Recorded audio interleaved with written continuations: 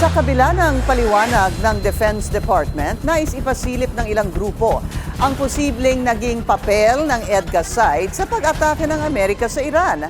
Pinangangambahan kasi na maging dahilan ito para madamay ang bansa sa giyera. Narito ang agenda report ni Andrea Salve.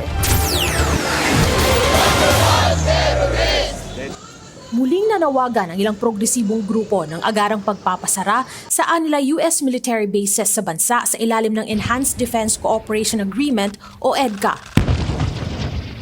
Dinala ng mga grupo ang panawagan malapit sa US Embassy sa Maynila sa gitna ng patuloy na sigalot sa Middle East. Pinangangambahan ng bagong alyansang makabayan ang posibilidad na naging complicit ang Pilipinas sa pagbomba ng Amerika at Israel sa Iran sa tulong ng EDCA sites. Sinasabi ng pamahalaan ng Pilipinas, hindi raw US military base. Ibahin man ang pangalan, ito po ay nag-ooperate bilang isang US military base. Dahil ang may control ng EDCA, US government. Gusto po nating malaman, meron bang papel na ginampanan ang Pilipinas sa US military operation sa Iran? Nagamit ba ang EDCA para sa refueling, sa storage ng weapons of mass destruction, para sa pansamantalang pagpunta rito ng mga tropang Amerikano?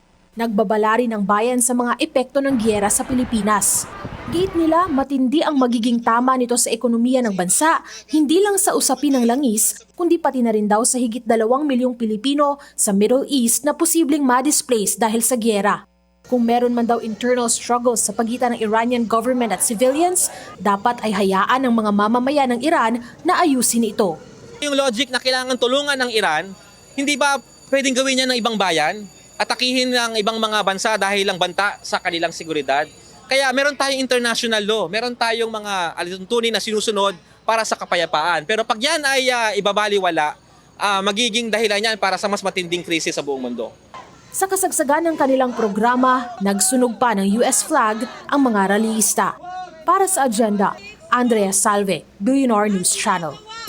Manatiling nakatutok sa Billionaire News Channel. Sumubaybay sa aming social media accounts at mag-subscribe sa aming YouTube channel para sa mga eksklusibong balita at storya.